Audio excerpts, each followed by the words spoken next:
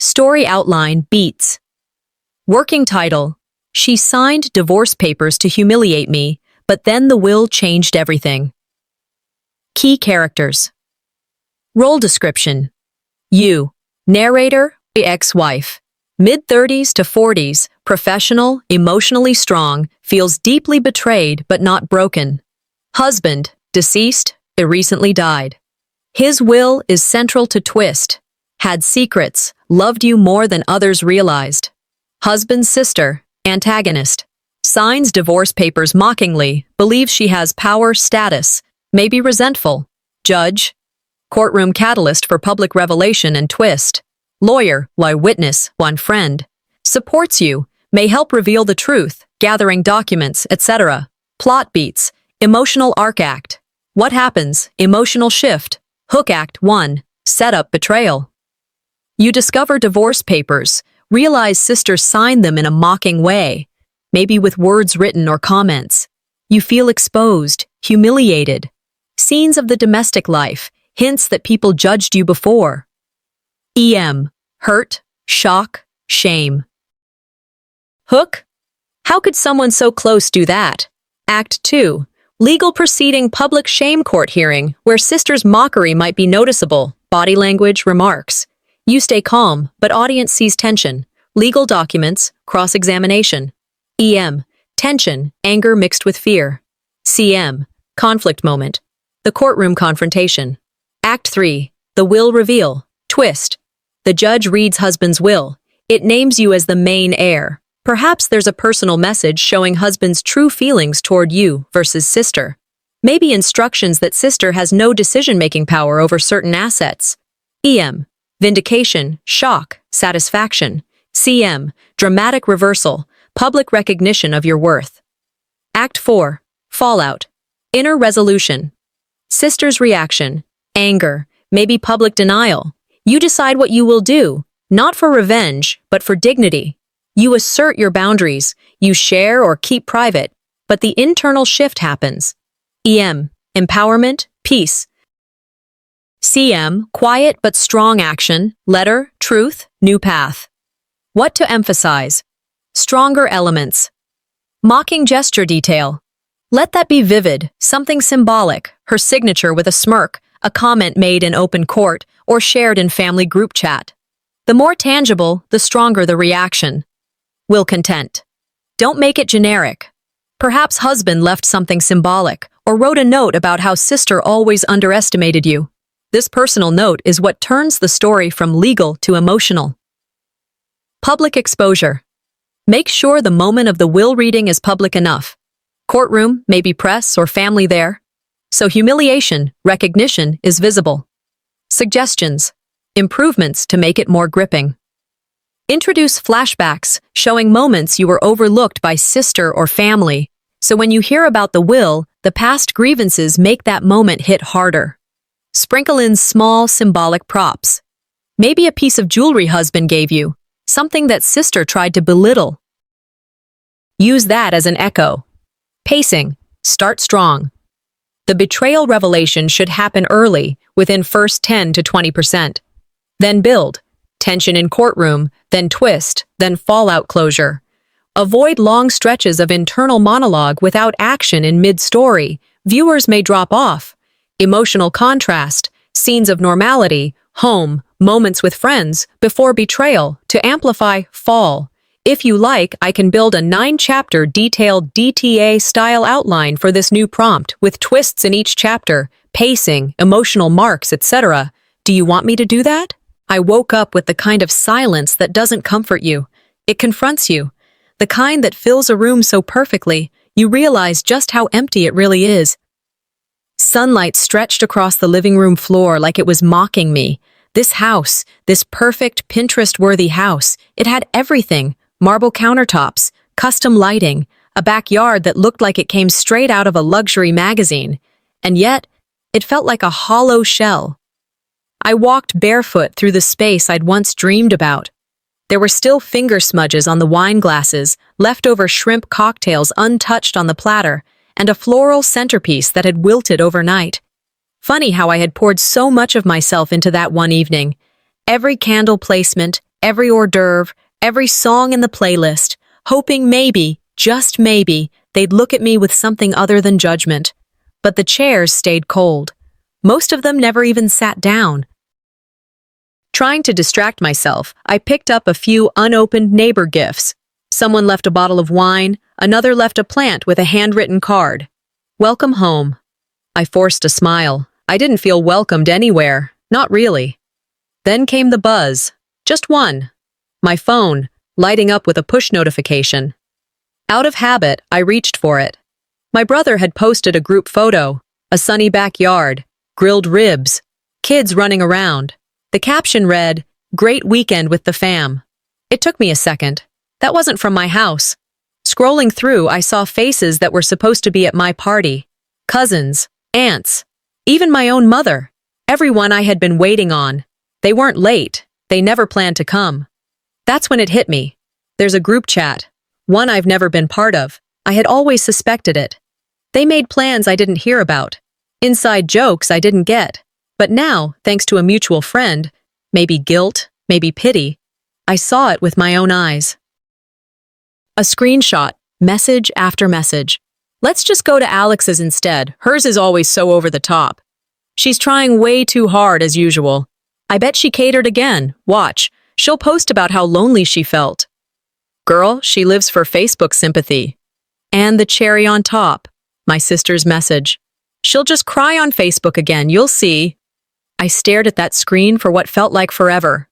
I remembered that Christmas when I asked them if we could all pitch in for Mom's medication. They said they were broke, then posted photos from their ski trip the next day. I remembered the baby shower I hosted for my cousin. Spent a week planning it, only to be told later I was just trying to outshine everyone. I remembered sitting at a family dinner, quietly admitting that I was behind on rent, only to be laughed at for not knowing how to manage a two-income household. They didn't see me. Not really. They saw a story they created. The needy one, the dramatic one, the one who always made it about herself. I didn't want pity. I wanted to be seen. I wanted to believe they misunderstood me. That they were just thoughtless, not cruel. But this was planned. You don't leave someone out by accident. That takes coordination. I typed a message, deleted it, typed it again. My hands shook.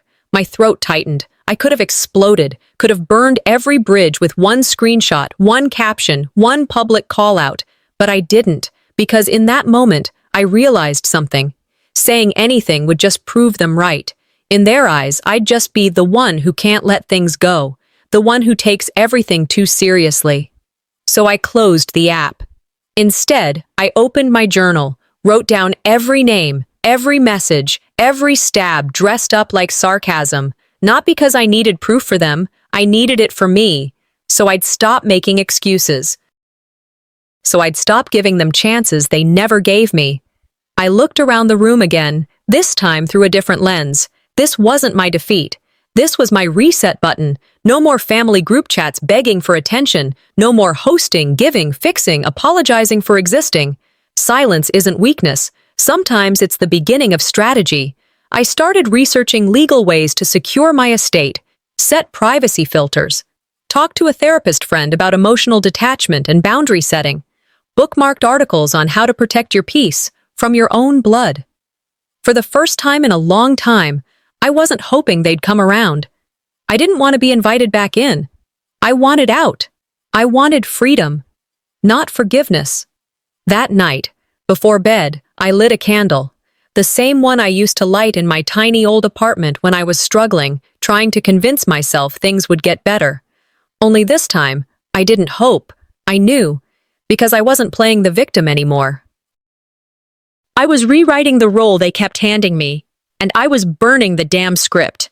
It was late afternoon when I finally opened the door to the guest room, the one I had quietly claimed for my mother. The curtains were still drawn, casting the room in a gentle amber hue. I had picked them out myself, soft floral patterns, just like the ones she used to love before the arthritis made her sensitive to light. A rocking chair sat in the corner, untouched, and on the nightstand, a vanilla cedar candle still in its wrapper. I sat in the chair. It creaked under me, like it too had been waiting for her. I could almost hear how she'd react if she'd walked in that day. "Oh, honey, you didn't have to do all this."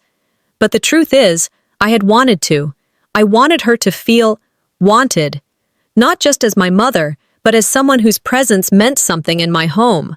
I had gone out of my way to get a firm mattress, the exact kind she needed after her back surgery 2 years ago. I remembered testing out every single one in that showroom like a lunatic. "She can't sleep on something soft," I told the clerk. "She won't say anything, but her body will." But she never came. I lit the candle anyway. The flame flickered, and the room filled with a scent I hadn't smelled since my childhood. Sweet, warm, grounding. You can't force someone to come home, even if you build the home for them. And it hit me. Maybe it had always been this one-sided. Maybe I'd spent a lifetime filling silence with effort, hoping one day it'd be loud enough for them to notice.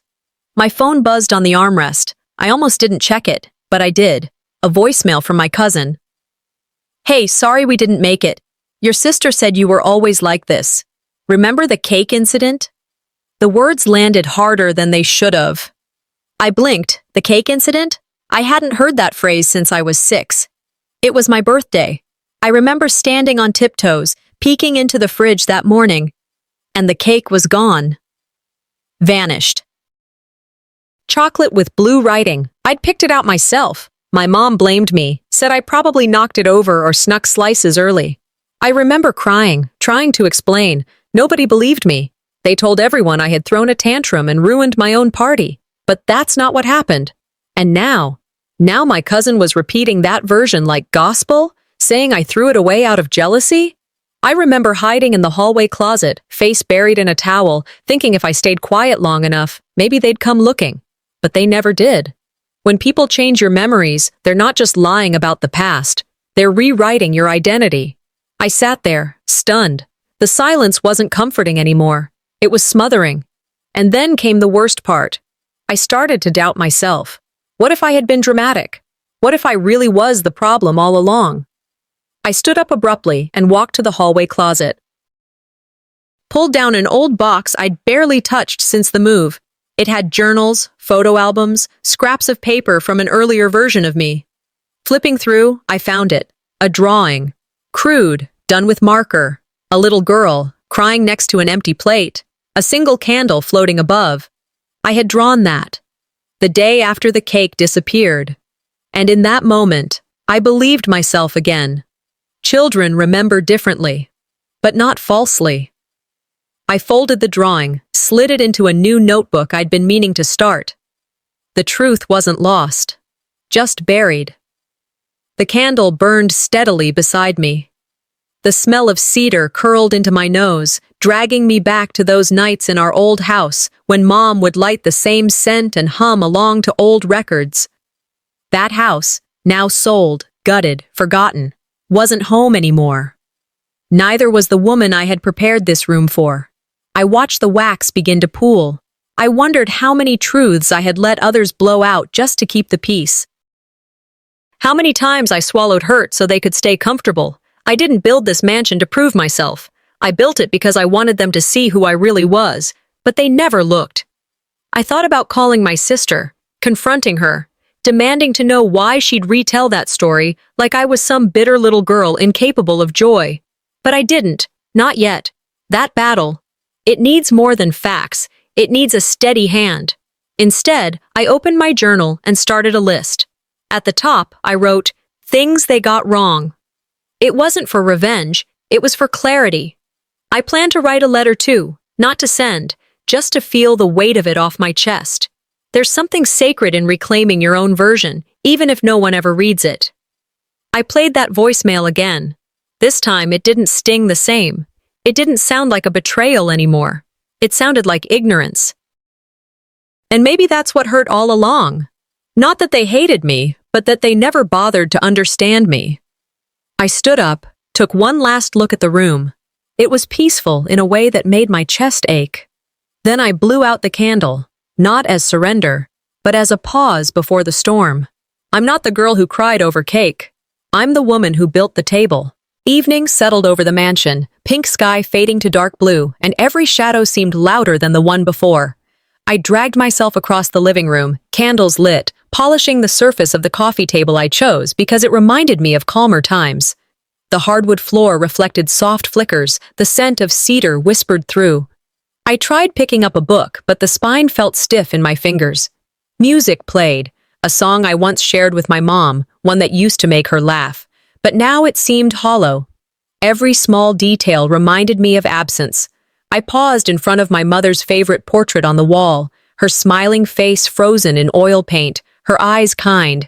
And yet, in every family photo on social media, her cheeks weren't warm toward me. I saw group selfies at gatherings, laughter rings around her mouth, but I was missing in the frame. It hit me. If I weren't in their memories, did I even matter to them? Scrolling through the feed, I came across a post from a friend of my mom. It said, "Thanks for hosting, Lynette. Your home is beautiful." Someone in comments wrote, "Where's Eloise? Is she helping clean or something?"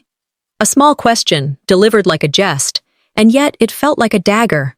My heart pounded. Not because of the words themselves, but because I recognized them. I remembered once being told in front of the family quietly, "She might as well be hired help." A throwaway line meant to be forgotten, yet it folded into my bones and stayed.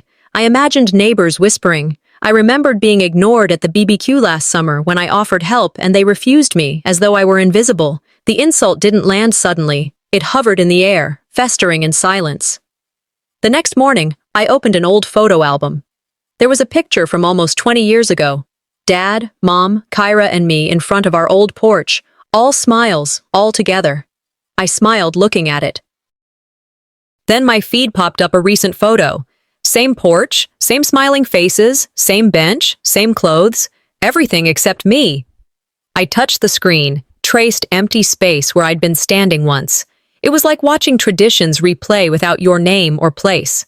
I debated making a public post. Something short, a picture side by side of the two photos with a caption. But I didn't. I haven't. Because I realized confrontation too early gives power to their script. So instead, I messaged Marisol, "Save all those photos for me, please. I may need them." She replied with heart emojis. Small kindness. I flipped open my journal, hands trembling, but eyes clear. Pages once filled with dreams, party plans, and guest lists now carry lists like invisible moments, silent games, patterns I tolerated. I write about dignity, what it is, how they stripped pieces of mine, how I kept letting it go. Then I lean back in my chair and steel myself. This pattern, no more. I'll respond with clarity, not drama. Later that night, an envelope slid under my door. On its face, the recreated family photo, printed. I stared at it. 8 smiling faces, all gathered around picnic tables and laughter. And an empty spot where I once stood. On the back, in flowing script, "We fixed what we forgot." My breath caught. Is this apology? Or a mockery dressed up in penmanship? I stood there in the dim hallway, heart hammering, holding that paper. I sat in my home office, the printed photo from the night before trembling between my fingers, envelope edges softened by fingerprints. I stared at the note. "We fixed what we forgot." Elegant handwriting. But elegant doesn't erase what was broken. I traced each letter, asked myself whether it was an apology or a mask. I thought of how many times I asked myself the same. Are they trying to make peace? Or to pretend everything is okay? I turned the photo over, ink faint. I remember the weight that note carried when I first held it in my hand. Real or false? It looked like surrender or a trap. My mind went racing, not with anger, but exhaustion. I remembered all the nights I skipped celebrations, all the meals I burned dinner at home because I was too busy paying bills. 6 years of budgeting, replacing broken appliances, fixing things no one else noticed, all while being told that I was too emotional, that this mansion was just a folly, a show. Then I got the forwarded message from my aunt. A group thread, my name in the same sentence where they said, "She's too emotional to handle money." It hit like glass breaking, not because it surprised me, but because it confirmed what I feared. They saw me not as someone building something, but as someone who couldn't control herself. I stood up, hands shaking. I looked at the blueprints on my desk, my bank statements, the receipts from every corner of this house. I thought, I skipped vacations, I ate boxed meals, I drove an old car, I did the work, every calculation, every sacrifice, every lonely late night. Yet all I got back was mockery. I poured a glass of wine, not to drown pain, but to steady my hand. I wrote a letter, not to send, to my future self. I wrote, "This is the woman they said was weak. This is the woman who built something real." I closed the letter. I didn't need validation from anyone but me. Later on the phone, Marisol's voice came gentle, steady. She reminded me, people throw rocks at things that shine. I felt it sting, but also felt a spark. I realized I was done with crumbs. I drafted an email to Kyra, not to accuse, more to state facts. I built this with no safety net. I saved while you spent. I was careful. I was scared. But I never stopped. Then I deleted it. Not courage fainted. Strategy tempered. I didn't want another fight on their terms. In the kitchen, I scrubbed the counter, remembering my mother's voice. Quiet women keep families together. I stared at my reflection in the oven door. "Not this time," I whispered. I placed the envelope back in the desk drawer next to the letter I never sent. I hung that childhood drawing, the one with the candle and empty plate, on the wall of my office, a symbol of what I refuse to forget. Let them call me emotional. It means I still feel, and what I feel now is done. I closed the study door behind me, drew the blinds tight, and let moonlight stretch across my desk, painting long, thin shadows over papers I'd been carrying around like regrets. The blue glow from my laptop hit my face. Unread bank statements, bills, home repair quotes. I didn't want to be here right now, but this was where truth lived. I opened the thread someone forwarded. Kira's post. "Let's see how long that place lasts. She's always too emotional with money." My hands went cold. I reread it twice. Each word burned. I remembered every corner I cut, every no I swallowed, every sacrifice no one knew. The textbooks, the extra hours at work, giving up vacations. I had done it all. For what? To be viewed as fragile, frivolous, a show. The post was public. Friends of the family reacted with emojis, some with laughter, others with pity. One comment, "Does she even know what financial stability is?"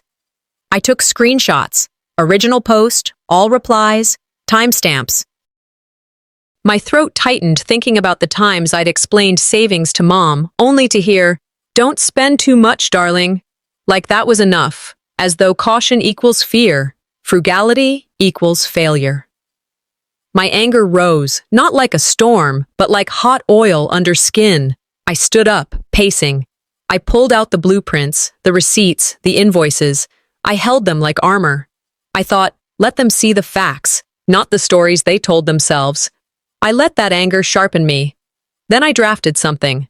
A post with a blueprint, the ledger, a photo of me from 6 years ago, another from today. Caption. Emotional, maybe, responsible, absolutely. But I didn't publish. Instead, I sent it privately to Marisol and Blythe, asked for their thoughts. I wanted to be ready, not reactive. I pulled out paper and pen. I wrote a letter to Kyra. I didn't want to yell. I wanted to be clear. I listed what I built, what I lost, what they never acknowledge. Things like skipped birthdays, late nights, unpaid overtime. Then I paused. What if they twisted again? I folded the paper and tucked it away. My truth, unsent. Rumors were already forming. I could feel it. Someone talking about how showy the house is, how careless. I pictured Thanksgiving dinner, plates passed, conversations steering toward me, judgment veiled as concern. I wasn't ready to be the villain in their version of the story. Midnight came. I sat at the desk, lamplight warm against my skin. I finally posted the blueprint post publicly. Heart pounding, fingers trembling, eyes blurry. Then came the alert, a message from Mom. Just 2 words. "What is this?" I stared at the screen, unsure of the weight those words held. Guilt? Hurt? Accusation? I closed my laptop. My brain wasn't calm, but it was steady. That night, my phone lit up with notifications I had long feared. A video clip, posted by someone I barely know, but connected, a family friend. It opened with my mansion glowing under sunset lights, laughter echoing as if from a postcard. Then someone's voice, "That house is huge, but she'll never keep it." Instant shock. I pressed play again, paused, replay. The words stung, not because they were new, but because they were now public. Comments poured in. Some tried to be kind, others were sharp. "Showy," read one. "Overcompensating," read another. I felt exposed, as though people were staring through my windows, judging my taste, my worth. I closed my eyes. My chest tightened. I thought, all those nights alone writing checks, painting walls, picking lights, paying for repairs, for what if this moment showed nothing of what I truly built? Then I found the email thread. Hidden messages exchanged between Kira and cousin. Let's push the narrative. Make people think she built it too fast, too emotional. Words I'd never heard aloud until now. I stared at the screen, fingers hovering. It wasn't just rumor anymore. It was plotted, their laughter hidden behind group threads, behind forwarded messages, calculated lies shaping consensus. I stepped out onto the balcony, cold air hitting my face. Houston's skyline blinking in the distance, lights of cars like fireflies below. I wondered, had I built all this for them? For their applause? Or for peace? Flashbacks flooded me. Birthdays I missed because I couldn't afford travel, dinners I cooked while hoping someone would stay, nights I slept with a promise that maybe tomorrow they'd see me, when tomorrow already arrived and I was still waiting. I remember the candle from my old apartment, small flame in jar, flickering in emptiness. I saved that memory like a talisman. It symbolized the quiet me, vulnerable, overlooked. But tonight, I wanted more than a flicker. I wanted the flame visible. Late in the night, Blythe knocked at my door. I opened to see her holding a file. Its weight in her hands matched the weight in my chest. She set it down gently. Drafts, the unedited messages, timestamps, copies of invoices I paid alone, records of maintenance, bills, responsibility I bore silently. The files whispered truth. My voice caught as I read them aloud. They planned this. They built a narrative to destroy mine. I heard my own words, raw and trembling, but not broken. I felt something powerful, not righteous vengeance, more like vindication. The life I built, the sacrifices, the overlooked, they were all recorded. I typed a post. If you want the truth, here it is. Screenshot of the emails, the drafts, the costs. I named Kira. I posted facts, not drama, just clarity. Let the world see both sides. When I clicked post, I felt lighter, not because I expected apologies, because I finally stopped carrying lies in silence. Then, a message from Mom. Simple, unexpected. We need to talk. My stomach twisted. I'm not sure what kind of talk that means. Could be apology, confrontation, or another lie repackaged. I stood alone in the hallway, lights off in most rooms. Every door closed. The house was quiet, but my mind was loud. I spent the afternoon gathering everything: drafts, emails, receipts, photos, evidence of the path I had walked alone. I laid blueprints across the dining table, opened folders with invoices marking every expense I paid, every wire transfer, every nail, every board of wood I chose. I held in my hand the photograph from Chapter 4 side by side with the one from my childhood where I was included. I placed the envelope with the note, "We fixed what we forgot," beside them. Then I held the old key my father gave me, the skeleton key, unpolished, simple. I walked to the front door of this mansion, held the heavy lock in my other hand, and realized that key was mine from the start. They never treated me like it. That key opened a door I already owned. They never saw it because they assumed I couldn't. Later, I saw tagged photos from the other party my family attended instead of mine. The laughter, hugs, everyone smiling, Mom, Dad, Kyra, beside tables, under string lights. I saw friends pointing, toasting, all the warmth except one seat missing. Mine. They didn't merely choose to be elsewhere. They chose to rewrite my place in that moment. Then, Blythe came at dusk. I wasn't expecting her, but the stack she brought changed everything.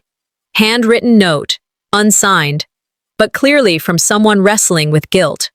They said they saw the invitations I sent, the photos I posted, the blueprints, and heard whispers. They admitted that a version of the story had been made, that I was making a show, that I built this house too fast, too emotional, that caring too much was part of my fault. I read the letter aloud. My voice quivered. I never did this to get applause. I did this because I deserved truth. It hit me. This wasn't just about being included in photos. This was about acknowledgement, about weight, about identity they tried to erase. I uploaded a video. I walked through the front hall, showed the old key, the photograph, the envelope, the letter. I spoke softly, but with steel. This is what I built. This is who I was. This is what was taken. I posted comparisons, then and now, absent in frames, present in proof. I addressed none of them with anger, only truth. Comments came, some supportive, some defensive of Kira. A few says, she just needs to stop complaining. Others, thank you for sharing, I see you. I responded to a few texts, calm, firm. I don't do this for recognition. I do it so no one can tell my story without hearing mine. I set boundaries. I'll no longer be the invisible one. Late night, I closed my laptop. One last email lit up the screen. Sender. Mom. Subject. Can we meet? My heart thundered. Is she ready to see me? Or is this another performance? I stared at the screen, blueprint, photos, and letter beside me like armor. Early morning light filtered through the cafe windows as I walked in. I chose a table by the window facing the street so I could see her arrive. My mother came alone, in a light jacket, her hands folded in front of her. She paused at the entrance, meeting my gaze, older, quieter. You look good, she said. I nodded, clutching my coffee. Silence between us thick with things unsaid. She didn't apologize. Instead, she brought up the video. It embarrassed the family. Her voice shook, but she tried to sound steady. I held her eyes. No, I said. The truth embarrassed you. The truth freed me. She blinked. For years, words had been twisted. Now they deserved honesty. She confessed she's afraid I'll never let her in again. I replied, that's not up to fear. It's up to actions. Because I've learned that actions carry meaning, not just words. I told her I'm willing to forgive, but not forget. Boundaries. No rewriting memories. No guilt tripping. No pretending she hasn't hurt me. She listened, quietly. For the first time in years, she let me speak without interrupting. I explained how absence echoes louder than presence. How missed birthdays, ignored letters, and silent gasps. I felt them more than any excuse. I asked about the letter. She looked surprised when I mentioned it. It wasn't me, she said. I believed her. I wanted truth, not theater. I wanted to trust again, but not blindly. That night, my phone buzzed, Father's name on screen. I saw your video, he said. That letter, I wrote it. Shock pressed my chest, handwriting vague, sentiment real. He admitted he didn't know how to be better then, but said I deserved better. I cried quietly, not tears of pain, but release.